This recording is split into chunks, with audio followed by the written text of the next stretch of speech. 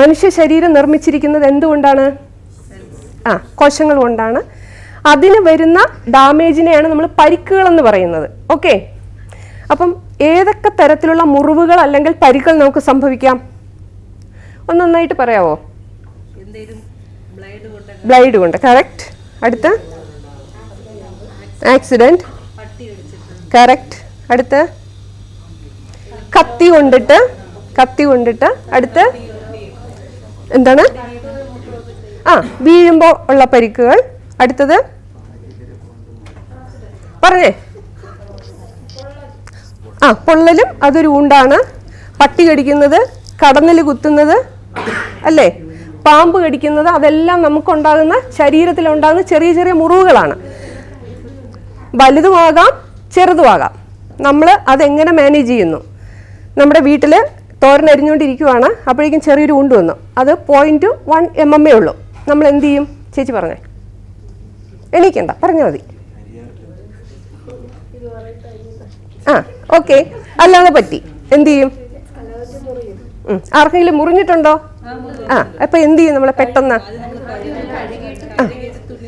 ചുറ്റും. വേറെ എന്താ ചെയ്യും? ബാൻഡേജ് ഒട്ടിക്കും. അല്ലാതെ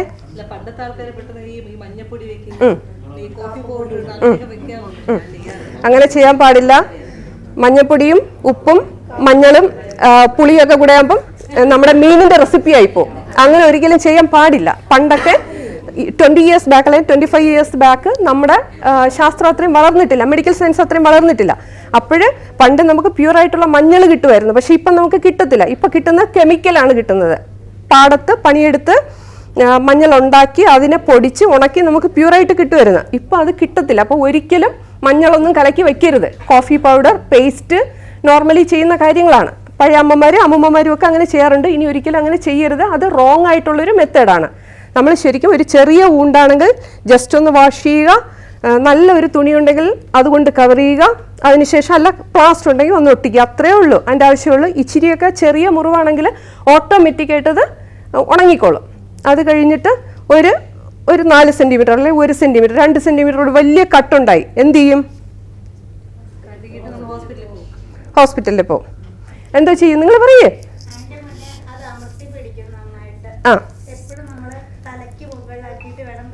ഓക്കെ, വെരി ഗുഡ്. എന്തുകൊണ്ടാണ് നമ്മൾ ഊണ്ടൊക്കെ വരുമ്പോൾ കൈ ഉയർത്തി പിടിക്കുന്നത്?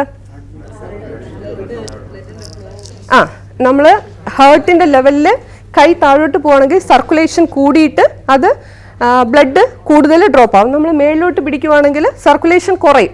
സർക്കുലേഷൻ കുറയുന്ന സമയത്ത് ബ്ലീഡിങ് കുറയും.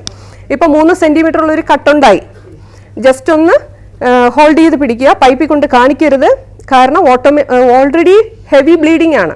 2 സെൻറ്റിമീറ്ററോ 3 സെൻറ്റിമീറ്റർ ഒക്കെ വരുന്ന സമയത്ത് ഹെവി ബ്ലീഡിംഗ് ആണ് സംഭവിക്കുന്നത്. ആ സമയത്ത് പൈപ്പിൽ കൂടെ കൊണ്ട് കാണിച്ചു കൊടുക്കുവാണെങ്കിൽ പൈപ്പിലെ വെള്ളം പോവും, നമ്മളെ ശരീരത്തിൽ ബ്ലഡും പോവും. അങ്ങനെ ഒരിക്കലും ചെയ്യാൻ പാടില്ല. ഹോൾഡ് ചെയ്ത് പിടിക്കുക, നന്നായിട്ട് ഒരു പ്രഷർ കൊടുത്ത് പിടിക്കുക. പിന്നെ ബാൻഡേജോ വൃത്തിയുള്ളൊരു തുണി ഉപയോഗിച്ച് ഒരു കെട്ടുക. എന്നിട്ട് നമ്മുടെ ഈ പ്രഷറിൻ്റെ ടൈം എന്ന് പറയുന്നത് 20 minutes ആണ്. ഓക്കെ, കുഞ്ഞു പിള്ളേരെ പോലെ ഒരു 2 മിനിറ്റ് കഴിയുമ്പോൾ പതുക്കെ പൊക്കി നോക്കരുത്, കുറഞ്ഞൊന്ന്. ഒരിക്കലും അങ്ങനെ ചെയ്യാൻ പാടില്ല. 20 minutes തന്നെ ഹോൾഡ് ചെയ്യണം, എങ്കിലേ അതിൻ്റെ പ്രഷർ കുറഞ്ഞ് ബ്ലീഡിങ് നിൽക്കത്തുള്ളൂ. അഥവാ നിന്നില്ല എങ്കിൽ വീണ്ടും ഒരു ബാൻഡേജ്. ഇപ്പം ബ്ലഡ് ഫ്ലോ കൂടുതലാണെങ്കിൽ നമ്മൾ ആദ്യം അപ്ലൈ ചെയ്ത് ഓട്ടോമാറ്റിക്കായിട്ട് അത് വെറ്റാകും. വീണ്ടും ഒരെണ്ണം കൂടെ കവർ ചെയ്യുക, വീണ്ടും ഹോൾഡ് ചെയ്യുക. കുറവില്ല എങ്കിൽ നമ്മൾ ഉറപ്പായിട്ട് ഹോസ്പിറ്റലിൽ പോയി സ്റ്റിച്ച് ഇടണം. ഓക്കെ, ഡെറ്റോളൊന്നും അപ്ലൈ ചെയ്യാൻ പാടില്ല. മനസ്സിലായോ? മുറിവുകളിൽ ഇപ്പം നമ്മൾ ചെറിയൊരു കട്ടിനെ കുറിച്ചാണ് പറഞ്ഞത്. നമ്മൾ വേറെ ടൈപ്പുകൾ ഊണ്ടുകൾ പറയാമോ? വേറെ ഏതൊക്കെയാണ്? കുറച്ച് പറഞ്ഞു. അതിൻ്റെ കൂട്ടത്തിൽ വിട്ടുപോയിട്ട് ഒന്ന് രണ്ട് കാര്യങ്ങളുണ്ട് വിട്ടുപോയിട്ടുള്ളത്. ഒരു ഓപ്പറേഷൻ കഴിഞ്ഞു, അതൊരു ഊണ്ടാണ്. അത് എന്തുമാകാം. അപ്പൻഡിസൈറ്റീസ് ആകാം, ഹിസ്റ്റക്ടമി ആവാം, തൈറോയ്ഡക്ടമി ആവാം. എന്ത് സർജറി കഴിഞ്ഞാലും നമ്മുടെ ശരീരത്തിൽ ഒരു കട്ടുണ്ടാവുമെങ്കിൽ അത് ഊണ്ടാണ്. അതും ഊണ്ടുകളുടെ ലിസ്റ്റിലാണ് വരുന്നത്. മനസ്സിലായല്ലോ? പിന്നെ പട്ടി കടിച്ചു, എന്ത് ചെയ്യും? പറഞ്ഞേ. കഴിയതിന് ശേഷം ഹോസ്പിറ്റലിൽ പോകണം. കറക്റ്റാണ്. സോപ്പ് ആൻഡ് വാട്ടറിൽ കഴുകണം നന്നായിട്ട്. സോപ്പ് ഉപയോഗിച്ച് നന്നായി മുറിവ് കഴുകുക. ചിലപ്പോൾ നമുക്ക് വീട്ടിലുള്ള പട്ടിയോ പൂച്ചയോ ഒക്കെ ആയിരിക്കാം, പക്ഷേ വീട്ടിലെ പട്ടിയായാലും പുറത്തതായാലും നമുക്ക് അറിയാമെങ്കിലും അറിയില്ലെങ്കിലും മസ്റ്റായിട്ടും ആൻറ്റി റാബീസ് ഇഞ്ചക്ഷൻ എടുത്തിരിക്കണം. നമ്മുടെ വീട്ടിലെ പട്ടിയാണ്, കഴിഞ്ഞ മാസം വാക്സിൻ എടുത്തതാണ്, കുഴപ്പമില്ല. പക്ഷെ അങ്ങനെ ചെയ്യാനായിട്ട് പാടില്ല. ഉറപ്പായിട്ട് നമ്മൾ പോയിട്ട് അതിൻ്റെ ആൻറ്റി റാബീസ് വാക്സിന് എടുക്കണം. പിന്നെ ഇപ്പോൾ നടന്നു വരുവാണ്, ഒന്ന് ചറുകി വീണു റോഡിൽ, നമ്മൾ സൈക്കിളിലോ അല്ലെങ്കിൽ 2 വീലറിലോ വരുന്ന സമയത്ത് ചറുകി വീണു, കുറച്ച് സ്കിൻ ഇങ്ങനെ പോയി, നമ്മുടെ ഈ സൈഡിൽ നിന്ന് ഫസ്റ്റ് ലെയറിലെ സ്കിന്ന് പോയി. അപ്പോൾ എന്തോ ചെയ്യും? പറയേ.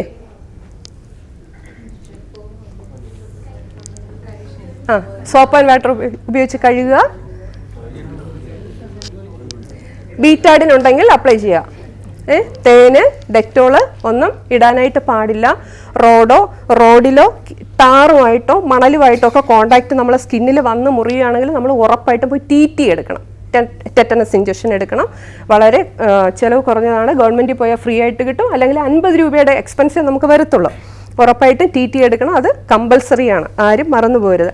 പിന്നെ ഒരു ആണി കൊണ്ടു വരുന്ന വഴിക്ക് ഒരാണി കൊണ്ടു, ആണിക്ക് 1 സെൻറ്റിമീറ്റർ ലെങ്ത് ഉണ്ട്, ഇച്ചിരി ഹെവിയാണത്.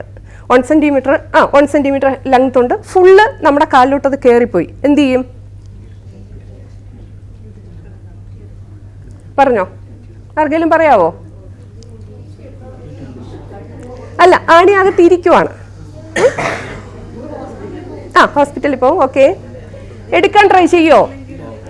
ഒരിക്കലും ആണിയൊക്കെ ഉള്ളിലോട്ട് പോവുകയാണെങ്കിൽ വലിച്ച് എടുക്കാനായിട്ട് പാടില്ല. കാരണം ഡീപ്പായിട്ട് പോകുന്ന സമയത്ത് നമ്മുടെ നെർവസ് സിസ്റ്റത്തെ ടച്ച് ചെയ്തിട്ട് ബ്ലീഡിങ് കൂടുതലാകാൻ സാധ്യതയുണ്ട്. പിന്നെ അതിനകത്ത് തുരുമ്പോ മണ്ണോ ഒക്കെ ഉണ്ടെങ്കിൽ നമ്മൾ എടുത്തു കഴിഞ്ഞാൽ ബ്ലീഡിങ് കൺട്രോൾ ചെയ്യാനായിട്ട് ചില സന്ദർഭങ്ങളിൽ കഴിയത്തില്ല. അപ്പോൾ ഹോസ്പിറ്റലിൽ പോയിട്ട് തന്നെ അത് ചെയ്യേണ്ടി വരും. ഓക്കെ, തന്നെ എടുത്താൽ കളഞ്ഞിട്ട് അങ്ങ് പോകരുതായിരുന്നു.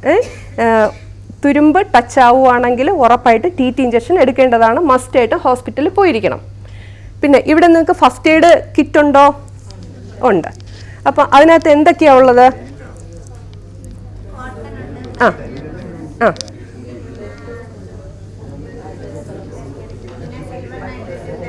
സിൽവർ എക്സ് ഓയിൻമെന്റ് ഉണ്ട്. ഉപയോഗിക്കാറുണ്ടോ ഈ സാധനങ്ങളൊക്കെ? ഈ കിറ്റിലുള്ള സാധനങ്ങളൊക്കെ ഉപയോഗിക്കാറുണ്ടോ? ഉണ്ട്, ഉപയോഗിക്കാറുണ്ട്. അപ്പം ആർക്കെങ്കിലും ഒന്ന് ഐറ്റംസ് പറയാമോ?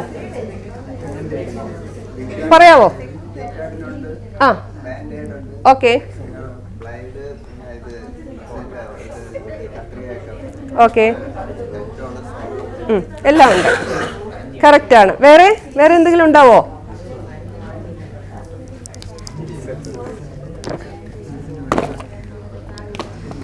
ഫസ്റ്റ് എയ്ഡ് കിറ്റിനകത്ത് 2 പേര് ഗ്ലൗസ് വേണം.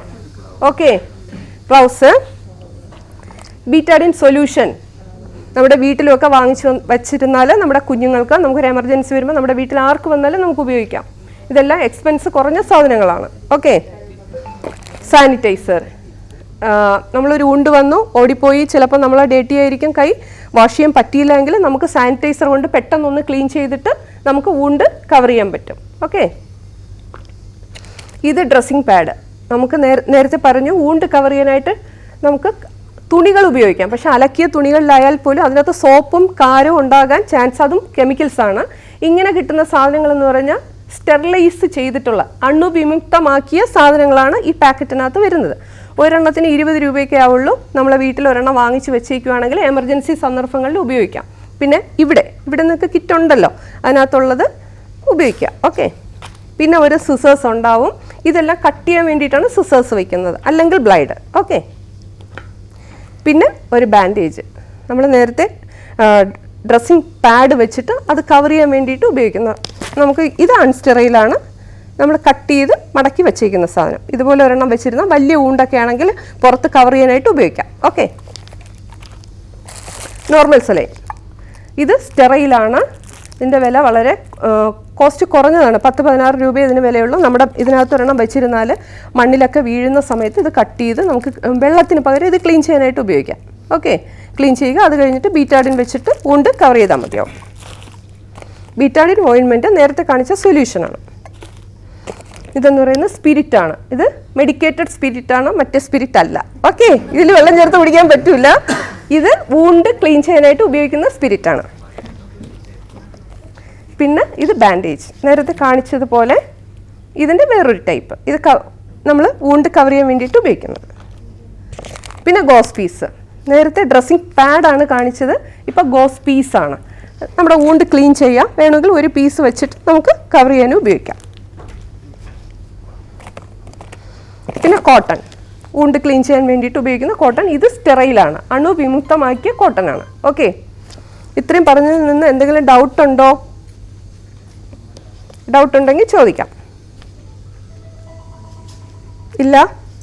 ആരും ഉറങ്ങിയില്ലല്ലോ? മനസ്സിലായോ? ഓക്കെ, സിമ്പിൾ അല്ലായിരുന്നോ?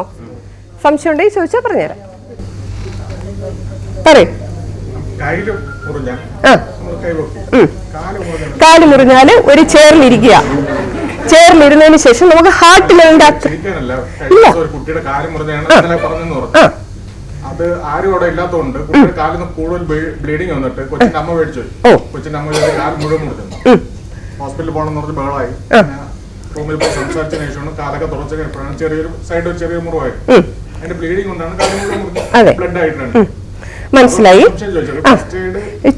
സ്വിമ്മിംഗ് പൂളിൽ ആളെ ഇവിടെ വിളിച്ചില്ല. സ്വിമ്മിംഗ് പൂളിൽ ആളാണ് ഒറ്റയ്ക്ക് അവിടെ ജോലി ചെയ്യുന്നത്. അത്തരം അപകട സിറ്റുവേഷനിൽ സ്വിമ്മിംഗ് പൂളിൽ ആൾ ഇവിടെ വന്നിട്ടില്ല. അപ്പൊ ചെയ്യേണ്ടത് നമുക്ക് ഹാർട്ട് ലെവലിൽ ഒരിക്കലും നമ്മൾ കൈ പറ്റില്ല. അപ്പം കാമായിട്ട് ഒരിടത്ത് ഇരുത്തുക. ഒരു ചെയറിൽ ഇരുത്തിയതിന് ശേഷം വേറൊരു ചെയറിട്ട് നമുക്ക് ജസ്റ്റ് ഒന്ന് കാല് പൊക്കി വെക്കാം. പൊക്കി വെച്ചതിന് ശേഷം മുറിവ് വലുതാണെങ്കിൽ പ്രസ് ചെയ്ത് പിടിക്കുക, അല്ലെങ്കിൽ നമ്മളൊരു നോർമൽ ഡ്രസ്സിങ് ചെയ്ത് കൊടുത്താൽ മതിയാവും. ഇപ്പം കുഞ്ഞു പിള്ളേരൊക്കെ ആകുമ്പോൾ എല്ലാവരും ഭയങ്കര സെൻസിറ്റീവാണ്. എല്ലാവരും അമ്മയൊക്കെ കൂടെ ഉണ്ടെങ്കിൽ അയ്യോ എൻ്റെ കൊച്ചിൻ്റെ കാല് മുറിഞ്ഞു, കൊച്ചും പേടിച്ചു, അമ്മയും പേടിച്ചു, കൂടെ നിൽക്കുന്നവരും പേടിച്ചു. ആ സിറ്റുവേഷൻ ഓട്ടോമാറ്റിക്കായിട്ട് അങ്ങനെയാണ്. അപ്പം നമ്മൾ ആ സിറ്റുവേഷൻ കെയർഫുള്ളായിട്ട് ഹാൻഡിൽ ചെയ്യുക, അത്രയേ ഉള്ളൂ. ഒരു ഗോസോ പാഡോ എടുത്ത് ഒന്ന് അമർത്തി പിടിച്ചു കഴിഞ്ഞാൽ അത് ഓക്കെയാണ്. ഇരുത്തിയാൽ മതി. നമുക്ക് ചെയ്യാൻ പറ്റില്ല, ഇരുത്തുകയോ കിടത്തുകയോ ചെയ്യാം. ഒരു ചെയറിൽ ഇരുത്തുക, കാലൊന്ന് പൊക്കി അടുത്തൊരു ചെയർ ഇട്ടിട്ട് പൊക്കി വയ്ക്കുക, അത്രയും ചെയ്താൽ മതി. പ്രസ് ചെയ്ത് പിടിക്കുക. അപ്പോഴപ്പോഴായിട്ട് കൈ വെള്ളം മാറ്റി നോക്കരുത്. ബ്ലഡ് വരുന്നുണ്ടോ ഇല്ലയെന്ന് നോക്കാൻ പാടില്ല. ഒരു 20 മിനിറ്റ്സ്. ഇപ്പം നമുക്ക് അറിയാമല്ലോ, ബ്ലീഡിങ് കൂടുതലാണെങ്കിൽ ഹോസ്പിറ്റലിൽ എമർജൻസി ആയിട്ട് നന്നായിട്ടൊന്ന് ടൈ ചെയ്തതിന് വെച്ച് കൊണ്ടുപോകാം. നമ്മൾ കെട്ടത്തില്ലേ, അപ്പോൾ ഒത്തിരി ടൈറ്റ് ആക്കിയൊന്നും ഒരിക്കലും കെട്ടാൻ പാടില്ല. 1 ഫിംഗർ ലൂസ്, ആ കണക്കിനെ ചെയ്യാവുള്ളൂ. ഇങ്ങനെ തന്നെ നിൽക്കണം. അല്ലെങ്കിൽ ബ്ലഡ് ഇപ്പം നമ്മൾ ഇവിടെ കെട്ടി മേളിലോട്ട് സർക്കുലേഷൻ വരത്തില്ല. അപ്പോൾ എന്ത് ചെയ്യും? ഇങ്ങോട്ട് ബ്ലഡ് സർക്കുലേഷൻ വരാതെ ഇവിടുത്തെ ഭാഗമെല്ലാം ബ്ലാക്കായി ചിലപ്പോൾ അത് കട്ട് ചെയ്ത് കളയേണ്ടി തന്നെ വരും. കയറിലൊക്കെ മുറിച്ച് കളയേണ്ടി വരും. ഒരിക്കലും അതുകൊണ്ട് വരിഞ്ഞങ്ങോട്ട് മുറുക്കിയൊന്നും കെട്ടരുത്. എപ്പം നമ്മൾ ഡ്രസ്സ് ചെയ്താലും ആ ഗ്യാപ്പിനകത്ത് നമ്മൾ 1 ഫിംഗർ ലൂസ്, ആ കണക്കിന് വേണം ചെയ്യാനായിട്ട്. കുറച്ച് ലൂസായിട്ട്. ഇപ്പം നമ്മൾ പേഷ്യൻറ്റിന് ഡ്രസ്സ് ചെയ്ത് കൊടുത്താൽ സിസ്റ്റേഴ്സൊക്കെ ചോദിക്കാറുണ്ടോ, ഒത്തിരി ടൈറ്റ് ആയിപ്പോയോ, ഓക്കെ ആണോ ചോദിക്കാറില്ലേ? ഹോസ്പിറ്റലിൽ പോയിട്ടുള്ളവർക്ക് അറിയാം, ഒത്തിരി ടൈറ്റ് ആകാനായിട്ട് പാടില്ല. ഓക്കെ.